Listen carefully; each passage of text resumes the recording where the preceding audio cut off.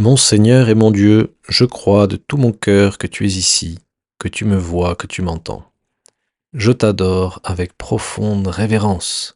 Je te demande le pardon de mes péchés et ton aide pour faire avec profit ce moment de prière. Marie, ma mère immaculée, Saint Joseph et mon ange gardien, intercédez pour moi.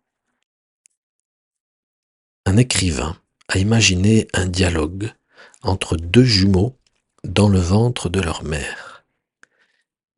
Il y a un frère sceptique et un frère confiant dans l'avenir.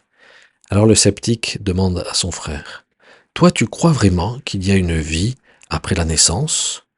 Et son frère optimiste répond, « Mais bien sûr, c'est évident pour tous qu'il y a une vie après la naissance. Nous sommes en train d'être fortifiés et préparés pour ce qui nous attend là dehors. » Et son frère sceptique répond, « Mais c'est stupide, il ne peut y avoir aucune vie après la naissance. C'est le néant. Et ce que tu crois, c'est de la fantaisie. C'est parce que tu t'inventes des histoires pour te rassurer, pour te dire que il y a une vie après la mort. » Et alors son frère optimiste répond, « Ben, je sais pas exactement tous les détails, mais je crois qu'il y aura plus de lumière, qu'on marchera certainement et qu'on mangera avec nos bouches. » « Mais quelle blague, lui répond le sceptique. C'est n'importe quoi. Impossible de marcher et de manger avec nos bouches, c'est ridicule. » Et alors le frère optimiste et plein d'espérance continue à défendre sa vision de la vie après la naissance. « Je suis sûr que c'est possible. Tout sera simplement différent. Je peux un peu l'imaginer. » Et son frère lui dit, « Mais tu dois savoir que personne, jamais personne n'est revenu après la naissance dans le ventre de sa mère.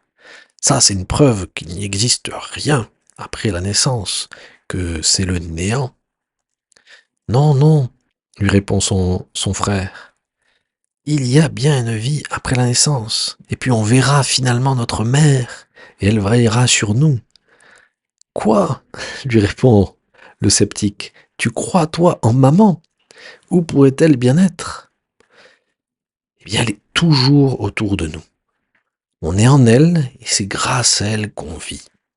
Sans elle, on n'existerait pas. » Et alors le sceptique continue à s'enfoncer dans son scepticisme. « C'est de la folie. Moi, je n'ai jamais vu une maman, alors c'est clair que pour moi, elle n'existe pas. » Et l'optimiste continue à avoir la foi. Et il dit ceci, « De temps en temps, tout est silencieux. Et maman, je l'entends chanter. Et je peux sentir sa main qui me bénit.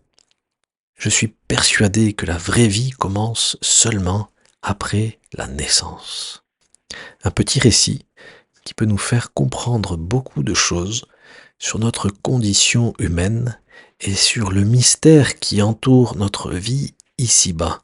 Alors nous sommes bien nés, mais nous allons naître à une vie nouvelle. Nous sommes destinés à une vie nouvelle dans les cieux. Et nous avons l'intuition de beaucoup de choses. Si nous faisons un petit acte de foi, nous avons l'intuition, Seigneur, que la vie dans l'au-delà, c'est la vraie vie. C'est la vie à laquelle nous sommes appelés. Laissons-nous donc envahir par l'espérance. Augmente en nous la foi, Seigneur, et fais-nous reconnaître les signes que tu nous envoies, les signes de ta présence qui sont nombreux, spécialement dans la Sainte Messe, les signes que tu nous encourageais à reconnaître dans l'Évangile, quand tu disais que le signe que tu allais nous laisser, c'était le signe de Jonas, le signe d'un homme disparu pendant 3 jours et qui va ressusciter d'entre les morts. Ce petit récit des 2 jumeaux est pourtant en deçà de la réalité de ce que vivent les petits bébés dans le ventre de leur mère. Ils ressentent beaucoup de choses. On le voit dans l'Évangile, entre Jésus et Jean-Baptiste, quand ils sont dans le ventre de leur mère. Élisabeth sent tressailler en elle Jean-Baptiste, son bébé qui n'est pas encore né, et qui sent que Jésus est à ses côtés quand Marie vient aussi enceinte et qu'elle a Jésus en elle et qu'elle s'approche de sa cousine Élisabeth, qu'elle l'embrasse. Il y a comme un contact entre le ventre de Marie et le ventre d'Élisabeth, et Jean-Baptiste et Jésus se reconnaissent mystérieusement. Oui, nous pouvons apprendre de la vie des bébés à l'intérieur du ventre de leur mère. Ils ont l'instinct de survie. C'est ce qu'a remarqué le célèbre professeur Nathanson qui réalisait des avortements à la chaîne et qui un jour a remarqué sur l'échographie d'un avortement que le bébé se débattait et qu'il se défendait contre son agresseur. Et cela l'a bouleversé et il a arrêté de pratiquer l'avortement et il est devenu un grand défenseur de la vie. Un bébé dans le ventre de sa mère a les sens éveillés, les sens à la vie après la naissance. Il est attiré par la vie après la naissance. C'est son destin, c'est ce pourquoi il l'est fait. C'est ce pourquoi il a été conçu, par amour. On m'a dit un jour que les mères aussi ressentent beaucoup de choses dans le ventre de leur mère et qu'elles sentent le bébé bouger et qu'elles sentent même que parfois leur bébé a le hoquet. Alors moi j'y croyais pas trop et l'autre jour j'étais chez un couple d'amis qui est en train d'attendre son premier enfant. Alors ils étaient tout émus et alors j'en ai profité pour demander à la maman si elle ressentait, si c'était vrai ces histoires de hoquet du bébé. Et là elle me dit bien sûr que c'est vrai, je sens quand mon fils a le hoquet. Et alors ils ont commencé les deux à me raconter la vie de leur enfant dans le ventre de la maman. Et ils m'ont raconté des choses que je ne pouvais pas m'imaginer. Ils m'ont dit que le bébé ressentait quand son père revenait du travail et qu'il était tout excité, il bougeait, il donnait des coups dans le ventre de sa maman quand le papa revenait enfin à la maison. Il avait déjà le sens, de la paternité de son père. Il était très uni à sa mère, mais il a déjà le sens de la paternité de son père, le sens de la filiation. Et le père était tout ému quand il me racontait cela, et il me disait que c'était tellement vrai que parfois quand il regardait un film à côté de sa femme, et que son enfant le sentait à ses côtés, et qu'il n'arrêtait pas de bouger, il était obligé, le papa, de changer de place sur le canapé, ou d'aller un peu plus loin, pour donner un peu de repos à son épouse, qui subissait les coups de son petit enfant dans son ventre, et pour aussi que l'enfant se repose un peu avant la naissance. Oui Seigneur, ce bébé a déjà le sens de sa filiation.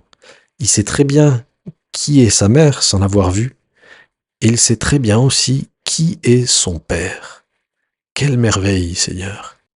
Et quelle leçon aussi pour toi et pour moi, qui n'avons jamais vu un Dieu face à face, qui n'avons certainement pas eu non plus d'apparition de Notre-Dame, mais nous savons par la foi que Dieu est notre Père, que nous sommes en lui, et qu'il est d'une certaine manière aussi en nous, que son sang nous irrigue, et que nous nous nourrissons de lui à travers une sorte de cordon ombilical de la grâce.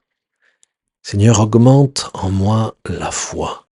Aide-moi, Seigneur, à ne pas simplement me contenter, à ne pas simplement me borner à ce que je vois, à ce que je touche avec mes mains, à ce que j'entends. Et pour grandir en foi, je crois qu'il est bon de récupérer notre âme d'enfant. Quand nous sommes enfants, il est très facile de comprendre que Dieu est un bon Père, que Dieu existe, qu'il est à mes côtés. C'est pourquoi les enfants ont une foi, une piété presque naturelle. Et après, à cause de l'orgueil, à cause du scepticisme, à cause de notre vision parfois un peu bornée, nous croyons, nous finissons par nous convaincre que la vie d'ici-bas est l'alpha et l'oméga de toute notre existence, alors que ça n'est qu'un avant-goût du ciel, alors que Dieu est là, que nous sommes en lui, qui nous conduit et que nous sommes appelés à voir face à face dans l'éternité avec notre Mère, la Sainte Vierge. Aide-moi, Jésus, à avoir suffisamment de sensibilité pour que je ressente les bénédictions de toi sur ma vie, à travers ce petit voile aussi qui me sépare encore de toi. Aide-moi à t'entendre, même si je ne te vois pas encore. Je peux distinguer ta voix comme un petit bébé entend ce qui se passe à l'extérieur du ventre de sa mère. Aide-moi à discerner ces musiques. Il paraît que les bébés aussi sont très sensibles à la musique que leur mère leur met. Aide-moi, Seigneur, surtout à croire et à confesser que tu es vraiment mon Père et que je suis ton Fils, ton enfant. Je te remercie, mon Dieu, des bonnes résolutions, des actes d'amour et des inspirations que tu m'as communiquées dans cette méditation. Aide-moi à les mettre en pratique. Ma Mère Immaculée, Saint Joseph et mon ange gardien, intercédez pour moi.